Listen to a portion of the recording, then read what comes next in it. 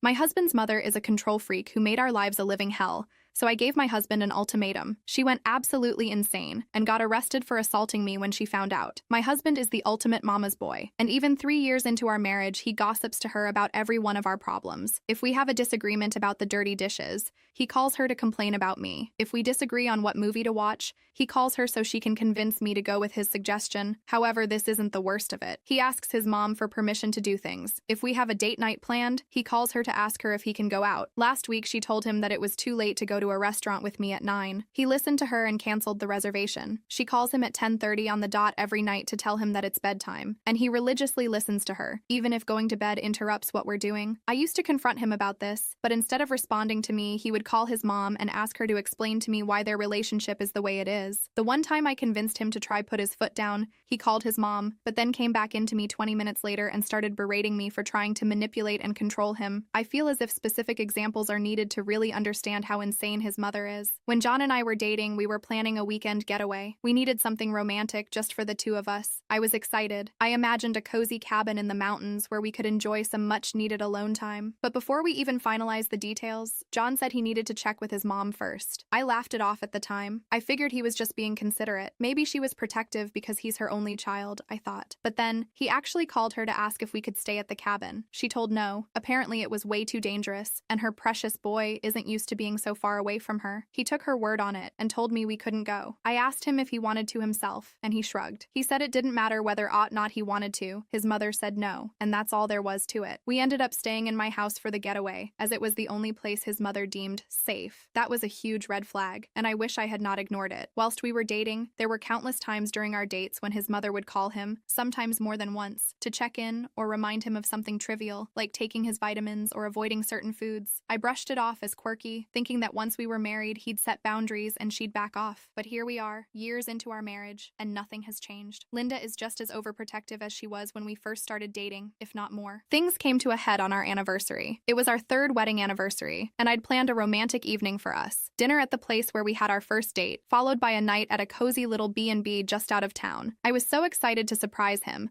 but when I got home, John wasn't there. I called him and quickly realized he had forgotten our anniversary. He was out having dinner with his mom because she had a rough day and needed company. When John finally came home, I was furious. The day of our anniversary was supposed to be special. I tried to explain how much this day meant to me. I didn't want to spend our anniversary in a shouting match, but that's where we ended up. I was fed up not just with the anniversary, but everything. The anniversary, his mother's interfering, and his inability to see how it was tearing us apart. I could see him growing defensive. It felt like the same pattern repeating itself, where he'd find a way to justify her actions and leave me feeling unheard and undervalued. And after our massive fight, instead of apologizing or even trying to make things right, he did what he always does. He called his mom. I could hear him in the next room, telling her all about how unreasonable I was being, how I didn't understand their relationship, and how I was blowing things out of proportion. That was it, I snapped. I walked into the room, grabbed the phone out of his hand, and told Linda she needed to stop messing in our marriage, and if she wanted to boss someone around, she should find her own man. His mother, Linda, of course, was ticked off. She said I was just jealous of their close relationship and that I was trying to come between them. We had a huge argument right there on the phone, with John standing between us, looking like a deer caught in headlights. Linda wasn't just angry, she was vindictive. The next day, she showed up at our house unannounced. She didn't even bother knocking. She just walked in like she owned the place. She acted like nothing had happened and was there to visit us. Then at dinner, she started criticizing the way I cooked. I had spent the entire afternoon making one of John's favorite dishes, spicy chicken curry. I knew he loved it with an extra kick, and I was excited to serve it to him. As we all sat at the table, I watched Linda take her first bite. Her face immediately tightened. She put her fork down, dabbing at her mouth with a napkin as if the food had offended her. I asked her if everything was okay, and she said the food was too spicy and that I should tone down the heat. She then turned to John and told him she didn't know how he could eat anything like this, and that such spicy food wasn't good for his stomach. John shifted uncomfortably in his seat, clearly torn. He then offered to have us get takeout to make everyone happy, but I didn't want takeout. I had spent hours cooking and was ready to eat then. Linda said that she needed anything else to eat, saying again that my cooking was too spicy. She said she needed food fast because she didn't want to starve. She made it clear that she wasn't eating my curry. The following week, she told John to meet her at a coffee shop to spend time together after John and I had already made plans. John told her that he could meet her after his date with me, but she was persistent. She told him to bring me along and that it had been too long since they'd spent mother-son time together. When we arrived at the coffee shop, Linda was already seated. She greeted John warmly and barely acknowledged me as I slid into the seat next to him. I could feel her eyes scanning me from head to toe. I wore a simple sundress and some sandals. As soon as we ordered,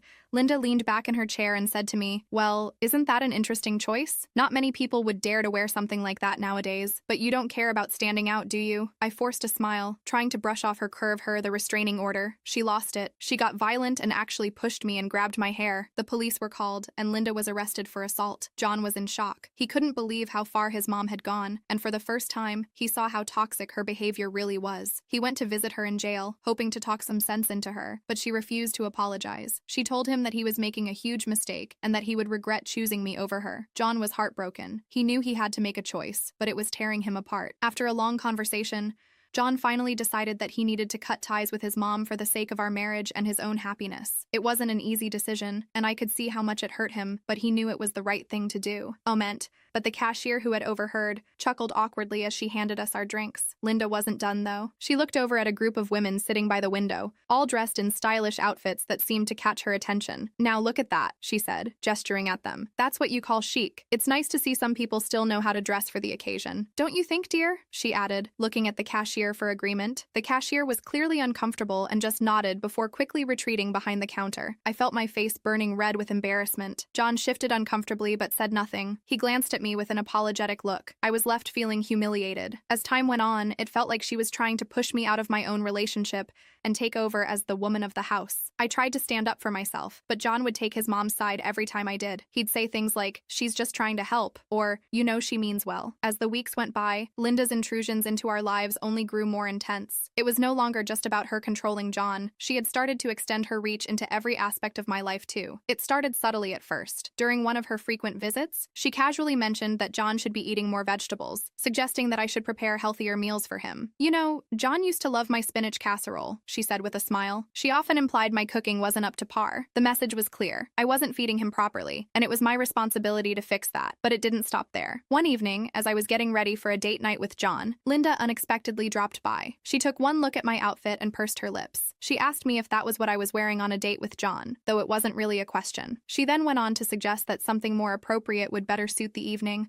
like a more conservative dress or something else classy, rather than the outfit I had chosen. I was left standing in front of the mirror, suddenly second-guessing my choice, even though it was something I had felt confident in every other time I wore it. The final straw came one night when Linda stayed over after dinner. We were saying our goodnights when she casually mentioned that John always performed best at work when he got at least 8 hours of sleep. She said we both should be in bed by 10. Her tone made it sound less like advice and more like a command. I could hardly believe it. She was dictating my bedtime as if I were a child who needed to be told when to go to sleep. I began to dread her visits. I knew they would come with another round of criticisms and suggestions. It was like living with a dictator. The worst part was that John didn't see anything wrong with it. He thought his mom was just being caring and concerned, but I knew better. She tried to control every aspect of our lives, and I was fed up. Finally, I told John he needed to choose me or his mom. I didn't want to do it, but I couldn't live like this anymore. I told him that I married him, not his mom, and that I wasn't going to continue in a marriage where she controlled everything. John was devastated. He tried to convince me that we could all get along and that I just needed to be more understanding, but I stood firm. I told him that if he didn't set boundaries with his mom, I was done. John agreed to talk to his mom, but when he did, all hell broke loose. Linda was furious. She told him that he should never choose his wife over his own mother, and she even threatened to cut him off if he didn't do what she said. John was torn. He loved his mom but didn't want to lose me either. He was stuck in the middle, and it was tearing him apart. Linda started spreading lies about me to our friends and family,